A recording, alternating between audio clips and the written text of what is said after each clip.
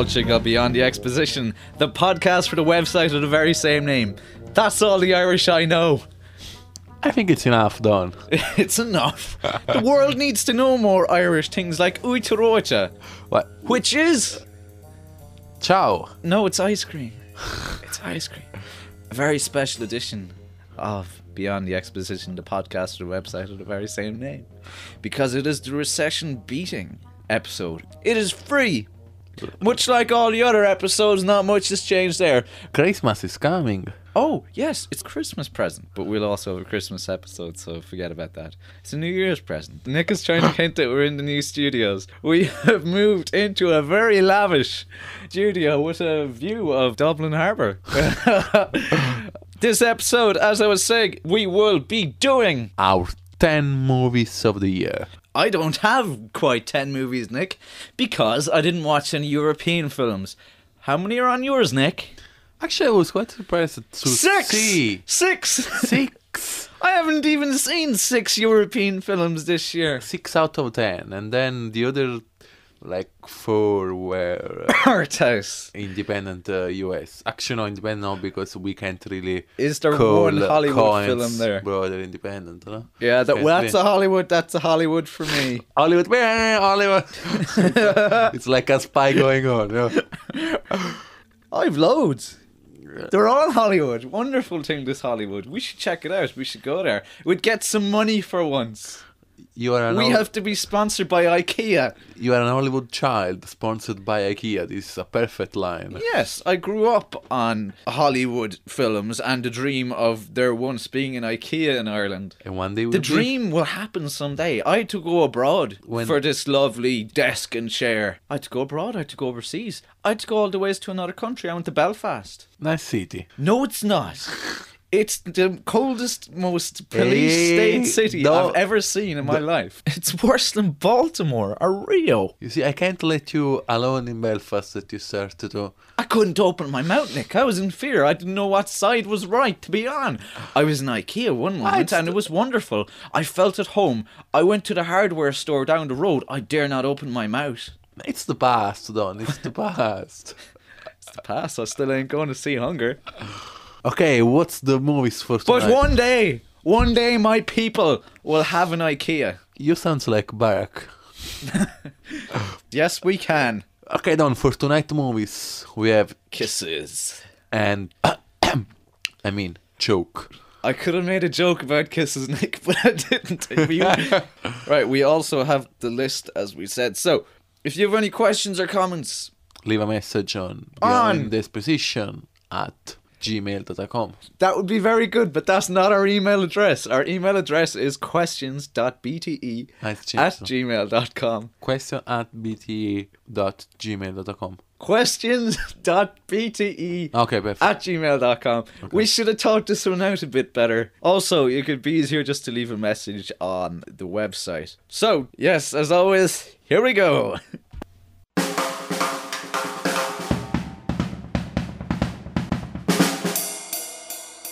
Here we go, Don. Indeed. With our Irish film feature. Somebody decided to give money to produce and shoot Kisses. Ireland's very first paedophilic comedy. Are you going harsh on it, eh? No, both those things appeared in it. It was amusing at times, and there was an element of paedophilia. We're talking about Kisses, Yes. directed by Lance Daly. Good for him. 2 kids wandering around Dublin to flee their home abuse for different reasons. The kid has an alcoholic father. The girl has a knackerized family. And her uncle abuses her. But it's an Irish film, so who doesn't? Everybody has like an alcoholic father in Irish movies. I don't know, I think about this movie, for me, there was this formula behind. You know how Irish people always try to say that Adam and Paul is maybe the best example of the Irish film, industry. Between brackets, I have to say, to be honest with our listeners, that I don't think so at all.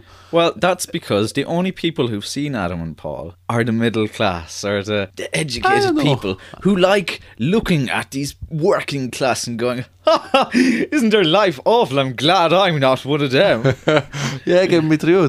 Basically, Look at me, I'm taking heroin. my point was that Where do I put it? They took the scheme in Adam and Paul, two people wandering around Dublin, and let follow them in this journey. And he did the same. Yeah, it's Adam and Paul Jr. It's not really a film, it's so much a ad for things in Dublin. It's like the only way they got this film made was by getting money off a council saying, right, you can have your film, just we want more tourists in Dublin. monuments. Yes. First of all, we want tourists in Dublin to come see our heroin earner, paedophilia, and our homeless. We want a shot of the spire, our modern bridges. We don't want to see anything old. We want to see Dublin as a hip, modern thinking place. So we need strip clubs. We need the pedophiles with British registered expensive cars. Indeed.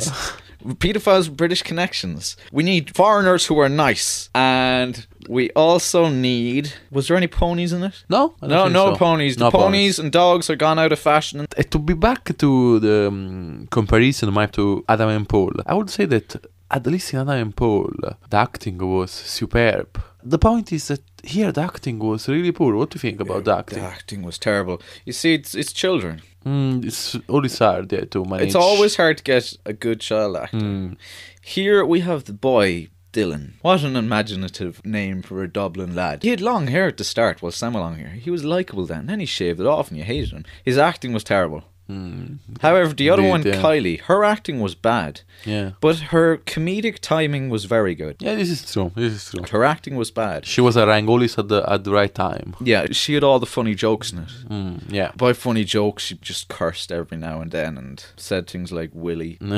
It was adult content coming out of a young girl's mouth. You're meant to laugh at it. It's easy. What rhymes with easy is cheesy. This was a black and white film at times with extra cheese. Mozzarella cheese? Just cheese. Whichever the cheesiest goddamn cheese is. We have, whenever there was a shot at home, it was cruelty for them. They didn't want to be at home. So it was in black and white, of course. But then once they got their freedom, it was in colour. It was wonderful technicolor of grey Dublin. What made the black and white even more cheesier? Extra cheese. I don't know, black and white... This is the type of extra cheese you got to pay more for when you're ordering your pizza. Italian pizzas.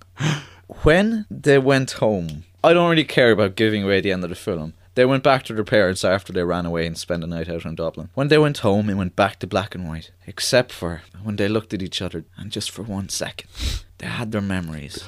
And it went back into colour, just for a second. And it went away again. But while we had that little flicker of colour, we also had the chiming of an effing bell. Because you have to, It was ridiculous. you have to be aware that there is a changing in the children's minds. Because they were attacked by a paedophile, I don't know. but still had a good laugh. Don't forget that everything was continuously underpinned by wonderful score as well. The music was, the music. I think, was... Okay, music as a filler is something that... I completely it's forgot feasible. about this. This was the thing that annoyed me most in the film. Go on, Nick. Every frame... Let's be honest. Every 3 frames, there was one music frame in. There wasn't enough dialogue in the film, and the scriptwriter knew this. And he must have had a friend who had a guitar.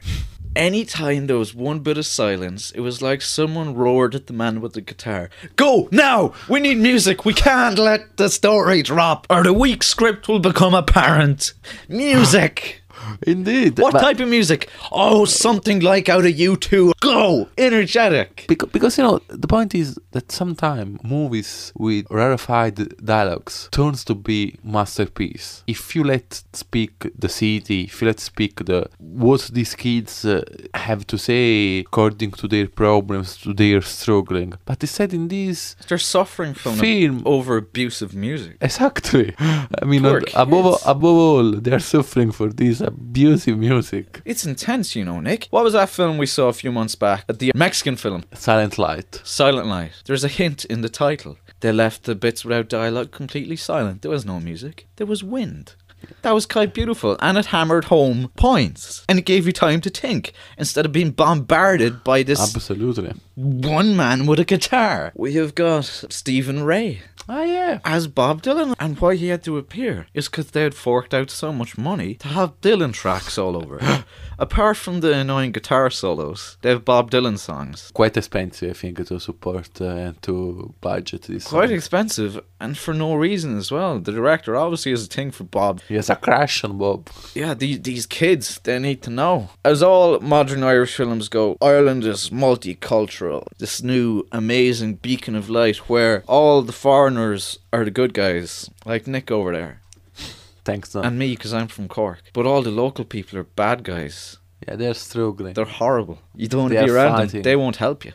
Oh, one thing. And I've put this to the test. In one night in Dublin, these kids got to see strip clubs. They fought off paedophiles. They found a dead body. They ran from the police. They busked on the street. They rode on barges. They stolen a sandwich. They stole a sandwich. I've tried this. I've tried to do all of these things, and I've accomplished none of them. And these kids managed to do them all in one night. They saw all the terrible bits of Dublin. One night. Yeah, I'm struggling for it. Although today I did see a man beating up a woman in front of his child. He beat up his wife with a bicycle, of all things. Hey, Don, was the Kisses a sequel? No, there was no national monuments or anything in the background to film so, it. no, sorry. It was on a street which wouldn't have been really good for the tourist board. Which one? It was outside the cinema. Ah! I was just 2 minutes after seeing Choke, the film we'll be reviewing later. But the thing that bothered me the most about this and made me think, hey, maybe all these bad Irish people in this film, maybe it's all true. Because I went up to the police afterwards and I said, hey, there's an altercation down the road. There's a man assaulting a woman and he is vandalising a taxi with a bicycle in front of a child. They didn't give a damn. Yeah, They but just kept they were on busy. walking. It's Christmas They time. weren't busy. They were looking at all the people shopping. Oh, someone might be selling illegal DVDs. There is a really good thing about this movie is that another Irish movie, another European movie makes his own trip to the theatrical release. And this is the only maybe good news that we can get out of this movie. This movie is a limited release, by the way, at the moment in Ireland. But we do recognize that this movie will get out there beyond the Irish territory. It's not terrible. It's not bad. It's just that. Fairly Come mediocre. on. It's being hailed as a great Irish movie. It's not. It's the best of a bad bunch this year. One final thing before I move on with Kisses. It had to be the weirdest text message I ever got off Nick that said, Kisses tonight, 10:30. You should put more effort into your text messages. Next up on Beyond the Exposition, the podcast website of the very same name, we've got a film called Choke. Directed by Greg. It is your name. I don't know, I have to check that. I have absolutely no notes for this film whatsoever. Why? I saw it maybe 2 hours ago. And you know, to be honest, didn't see any massive point to this film. It was good. It was enjoyable. Everybody was good in it. Good casting, basically. Angelica Houston. Yeah, Kelly MacDonald, the same wife in No Country for Old Men. And the dude from The Assassination of Jesse James. Sam Rockwell. It was really good. I don't know, the movie doesn't really get me neither. The point is, this is supposed to be a movie based on a novel written by Chuck Palahniuk, the same guy who wrote Fight Club. Mr. Fight Club, a film that was dear to a lot of people around 1999, mainly because DVDs came out then too, and it was the champion of all DVDs. Absolutely, with the special feature. We are talking about smart movies when we talk about... I don't like that word, Nick. I don't like branding. I know, but what it is, we have to call He's searching through his bag for his smart movie stamp. He has to push all the art house and the indie wood stamps out of the way. The movie, I went out from the cinema, I thought, is this a smart movie or is just a smart move?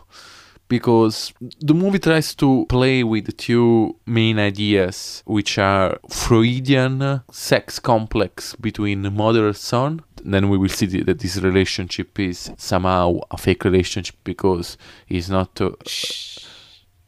Sorry.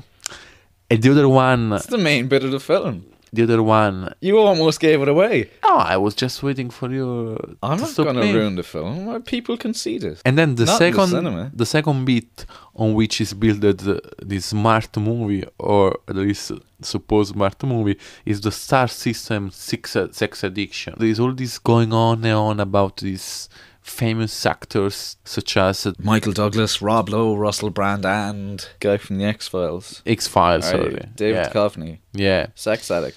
Although he's not a sex addict in the traditional sense of going out and having sex. He just watches a lot of porn on the internet. You see, it's all too easy, Nick. Why? The addictions. It's fashionable. Absolutely fashionable. Absolutely, eh? We got all our stars with all their addictions now. Songs about rehab. Rihanna has one, Amy Winehouse has the other. Everyone's checking in, checking out. Smart like move, Don. In Smart the move. 80s, it was all about psychologists. And heroin. And going to psychology, even in the whackness, reflects that. Therapists. Therapists. Did you say heroin? Heroin as well in the 80s was a big That's just social issue. That's an Irish thing. You were in the Us in Italy. European capital of heroin. Really? In Italy, absolutely, in the 80s. Or the There good Gomorrah was- dealing heroin. Absolutely. Could it be a prequel? There was this funny idea that heroin was, just not as dangerous as we do know now could be. Well, really? If you need proof, you should have been with me today. Yeah. Or you saw a man beating up a car, his wife and a child with a bicycle. And then the police saying it's okay, he's on heroin, it's fine. The point is, why we are saying about Star System, because our man, Sam Rockwell, he is sent in a hospital to try to recover from his sex addiction, and he go through shagging random people. I wouldn't necessarily call it like a hospital as in a rehab. It's pretty much an AA meeting. He's just going there for support. Yeah. His best friend in it is also a sex addict. Yeah. He is moving on, while Sam Rockwell isn't. Rockwell is using sex to fill up a void in his life, a void which is created by the constant disappearance of his mother. Yeah. She's always in prison, she's a rebel, she's trying to teach him to be Free. almost godlike. There's a hint there. While his father is missing in the film, that's missing in his life. He was studying to be a doctor, Yeah.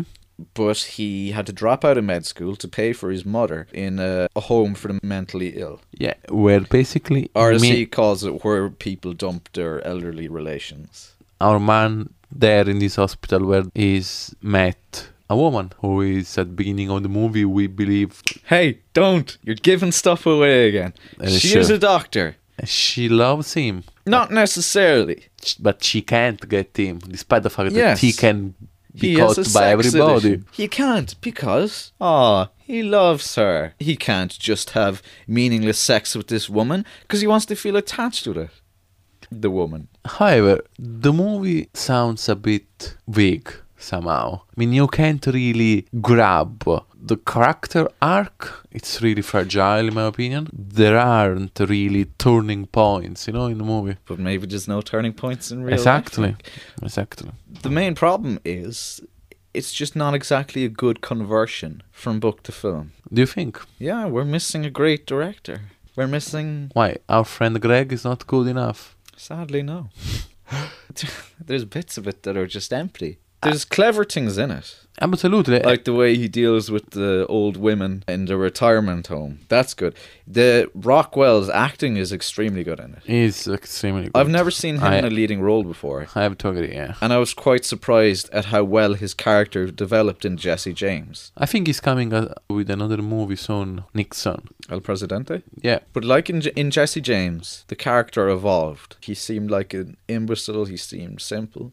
He developed into something really deep. In this, it was pretty much the same all the time. And even at the end, when all the revelations were made, still you're left to nothing. You just don't feel like anything is achieved. As you said, there are anyway really funny bits. For me, one of the best relationship in the movie was between Sam Rockwell best friend, who has this sexual addiction for masturbation, who met a lap dancer who fell in love for him. Yeah. This is a really hey man, this is a really weird couple. This is really, really funny. They become a couple, but sadly they're forgotten about for the rest of the movie. Yeah, reminded me also to the story of Diablo Cody. Do you remember Diablo Cody? No. The writer of Juno. No. Basically, she was a stripper. And then, obviously, she was trapped in this, if we can call trap, in this huge success with Juno, her script. You're still bitter over that? The indie would. No, I do gave you a phrase. I do like. You've coined that phrase. You're the only one who uses it. I didn't. Somebody else. Name another person. Name another human being that uses it. Besides me accusing you of it. Players in the industry. Why am I looking at a picture of Philip Seymour Hoffman? Because he's our man. Oh yeah, he's coming up in films later. Sorry, I just looked at the screen there and I'm going, why is he staring back at me? He's our man in Savages. He's our man in Magnolia. He's an angry little man. Oh, he can show raw passion. Anyway, Don. And then loving tenderness. I would say... And then raw passion again. To our listeners, go to see Choke, because it is interesting and it is a movie which will give you few inputs to think about. You see how easy we're distracted by Philip Seymour Hoffman. That's the thing about the film. It's easy to forget about it. This addiction, maybe addiction's easy. It's a smart movie, Don. It's postmodernism. Oh no! Oh, right. I was looking out for it's pedophiles and comedy. No, it's just about new wave. Take modernism, destroy it, create postmodernism. You will have Choke. Do you like it? I like it. If there's more people in the room, they'd be clapping. Just people clapping at home. Film. It's playing only in one cinema in the country at the moment. But elsewhere in the world, it's probably playing in one cinema in your country too. So, go to find it. Go on, go see it. It's okay. It's not bad. Even though Nick hates Fight Club, it's not as good as Fight Club. Unfortunately, I'm afraid to agree with you.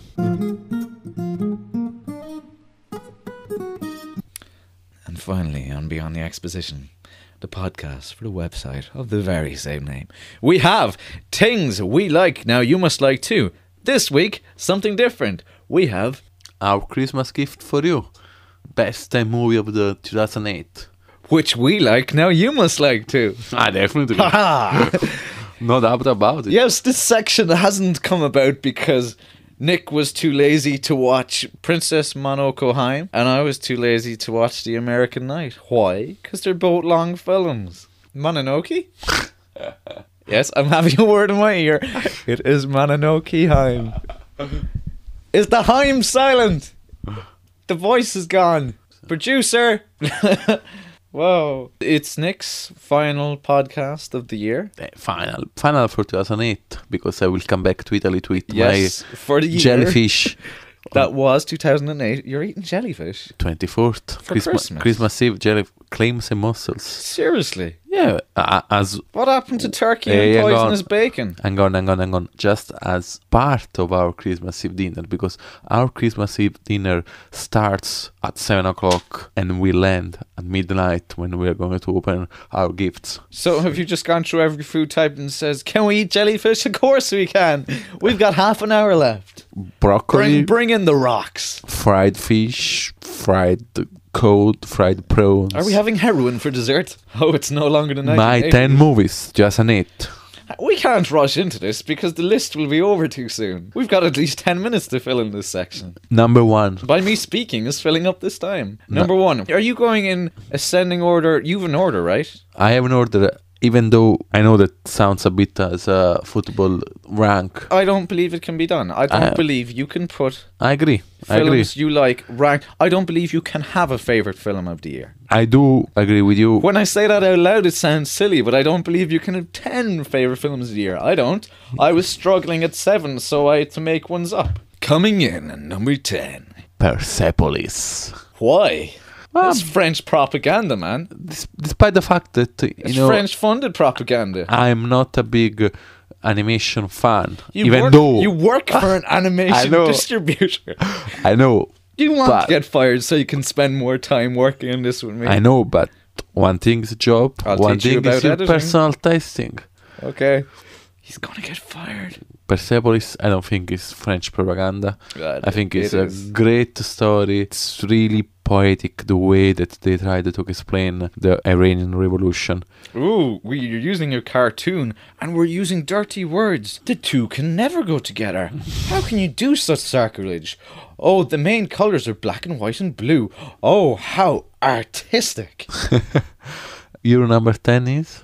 I don't have a number 10. I've 9 films. I don't have them ranked in anything like that. They're not even in alphabetical order because I don't really know the alphabets well. Name one. Although I do have a favourite film. Am I going back on what I said? Okay, Joy Division. The documentary one. About Joy Division. This is not Any good? Control. It's made in my top 9-10. Absolutely so. This film is not like Control. It's not like 24-Hour Party People. It's plain and simple. It's a documentary. Although, like a documentary, it's filling the numbers. At the start, it's very good, but in the middle, it's just ticking the boxes, what we need, discussions with the band. However, this film comes to life as soon as Ian Curtis dies. It becomes haunting then. The mix of the Joy Division songs, well, I suppose they had to do it since it was a Joy Division film, but the mix of the songs in the right places and the interviews and just how bleak it becomes is astonishing. Number 9 for me I is... can't end it like that. You can. Don't walk away in silence. Or Don't walk away. Yes. The Love. Oh, are you on your list? No, I was just trying to sing the song of Joy Division. Love will tear us apart again. No, we've a pop song on our hands. That was a line. Pop song? No, don't call Joy Division pop, please. No. It was a popular hit song. They meant a pop hit. Number 9. For me, according to my personal taste, I would say that Happy Go Lucky, despite the fact to be a different movie in the Macaulay career, was a really, really funny and light-hearted movie that I have to be honest, I really enjoyed. I had to put films I didn't even see on the list. Like? Wall-E. Such as? Wall-E. Wall-E? I'm only going on by how other people have rated this film. Not on people's first-hand experience from it, because I actually hadn't heard anybody talking about it. I'm just going on other reviews. So coming in at number 9, we have Wall-E. But I have to tell you that you are not alone. Sight and Sound did the same this year, asking 50 critics the 150 films, the best 150 films of 2008, and Wall-E was number 3 or 4. Supposed to be like environment-friendly cartoon. Number 8, we are climbing the mountain. For me, I'm not giving mine in numbers anymore. Diving Bell and Butterfly. I'm giving mine in shapes. That's on my list as well. Diving Bell and Butterfly, Julian Jinx. Schnabel. Great movie about this Wonderful. man who basically I wish we reviewed it. got stuck on a wheelchair after a... What a weird way to put it. He got stuck in a wheelchair. He had a stroke, yes. And he ended up disabled. And he had attractive nurses. Number 7 for me was Couscous, a French movie that actually we watched together. Yes. In the uncomfortable seats of the Irish Film Institute. But it was really nice. Then you get out from there with a huge desire of eating a nice couscous made in Morocco. I just thought that there was just too much hassle going into the making of this couscous. That was what the whole film was about. I think stress, man. I don't want to put people under that much stress. I think it was a poetic depiction of North Africans' family, community, transplanted in France. And their struggle. Between each other. It's some film of love, of passion, fight, aren't they dreams. All? Aren't they all? We'll go down through our list and they're all passion, fighting, dreams, love. Number 6. Except for Sweeney Todd.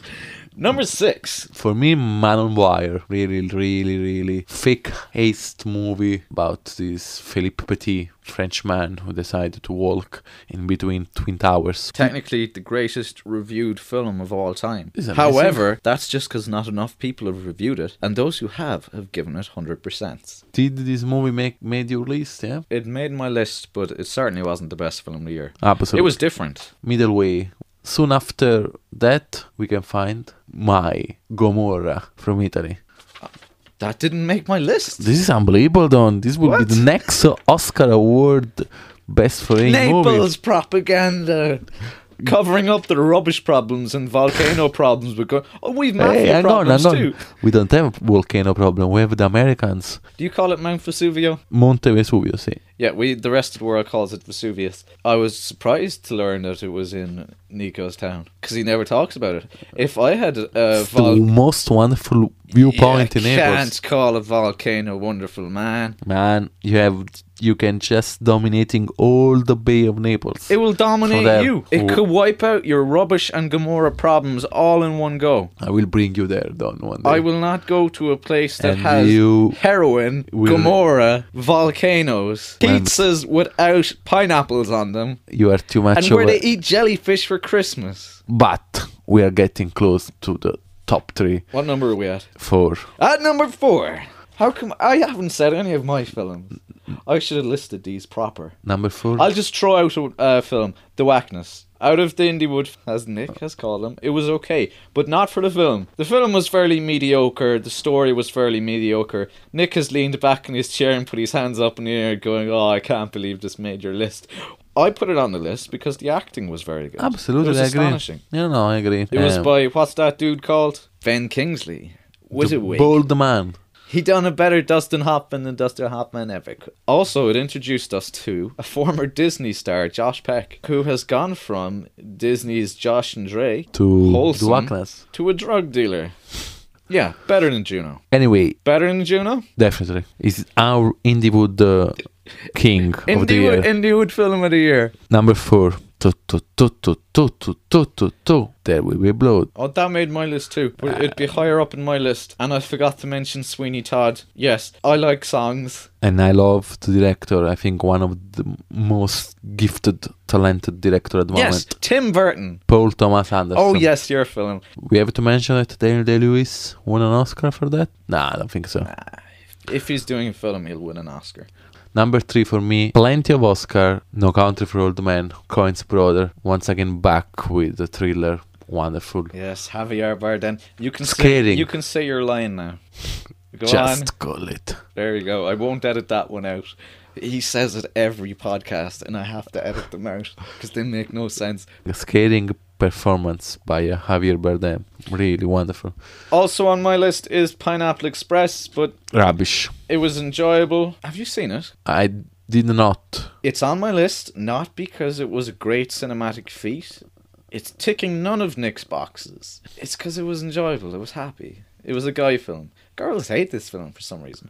But it wouldn't be up that high on the list. It's just Nick has forced me to put numbers on these damn things. For me, around number 3 would be The Assassination of Jesse James. Too vague for me. Too vague and... It was beautiful. It was a painting, man. It was a painting and a poem. Absolutely. And some great voiceover work. I know you don't like voice. That's why it's not on your list, because it has a voiceover. In terms of wonderful. In terms of photography, it's a wonderful movie. In fact, the same DOP who made The Assassination of Jesse James made also No Country for Old Men. And this is not a surprise for me, because if you're going to watch a film on high definition, Blu-ray or download it, whatever you want to do, The Assassination of Jesse James is it. That's all I have to say. And I saw it in high definition. It was outstanding. With surround sounds. Number 2 for me is a masterpiece, another wonderful portrait. It's like a painting, Hunger, by Steve McQueen. His first film feature. He's a painter. McQueen. Yeah. He's not the same man. I hope it was. Great movie. 90 minutes of no dialogues except for a one shot, one take, 20 minutes between a priest and our man Fassbinder, the main actor. They talk in this jail for 25 minutes face to face. Have you really put a film from Northern Ireland? That's high Absolutely. on your list. Number 2, I would give you the pleasure to announce for us your top 10. No, I didn't like that many films in the year. I have 9, and right now I can't give a number 2, because then you will have a number 2 and a number 1. And I'm going to ignore number 2. I'm discounting number 2. I'm going to make you go first. Number 1 is the winner of the last Sundance Film Festival, a gem which had the pleasure to watch San Sebastian Film Festival. Where Do you we remember? sent you. Exactly. We had a man on the ground. Then after that, we'd no more money left. We had the chance and the pleasure to see Frozen River, a US independent film who really, really made my year because I think it's masterpiece. Frozen River, Indian community reserve at the border between US and Canada, who struggle with all the environment, all the surroundings. We can make a bridge, a water bridge. Frozen Bridge. An aqueduct between your number one and my number one. Which is? Eden Lake. A horror movie I don't necessarily like. In fact, I think I hate them. Has made it to my number one. Why? It impacted me most of the year. I never walked away from a film feeling that weird in my life. In There Will Be Blood, yeah, I walked away from it thinking, I didn't know what to think. I was neither happy or sad in it. I went away in an experience. This was extraordinary. It was so real. Things in this film could have happened. We know these people. We see these people. I saw one of these people today hitting his wife with a bicycle. And if that was put in the film, it would be seen as too far-fetched. This was real. This was children in a woods hunting a man and a woman. It was astonishing. Real impact. It was silence at the end of the film. I would like to ask our listeners if they like. They can send us their 10 movies list to questions.bt@gmail.com. Could be fun. And then 2009 we try to compare. It's all yours, Nico. Take it away. Okay, Don. Before to leave you to get my jellyfish food on Christmas Eve, I want to say Happy Christmas. I'm not going to say that because there's a Christmas episode coming up. A Christmas episode that you are not featuring in. Why? Why? Because you're going home to eat jellyfish, man. Are you firing me? No, I'm not firing you. I'm just putting you on probation because you're eating jellyfish, man. Yeah. Those things poisonous. Keep them in the sea. You're eating it at Christmas. Yeah. Can't you eat contaminated Irish bacon? Yeah, but then we will get cleaned up by broccoli after jellyfish. You eat broccoli It's too. It's called That's just decoration. insalata di rinforzo in Italian. Really? For one thing? Say it again. Insalata di rinforzo. Wow. What's the direct translation? I hope it's like potato in French. It's like Ground apple. straightening salad. How wonderful. But that's all from us for 2008. Both of us will be back in a few weeks for a busy new year of films. That's all from me, Donnacha, and... From me too. Ciao. Hi, Nico. Ciao. It's launch. Buon Natale.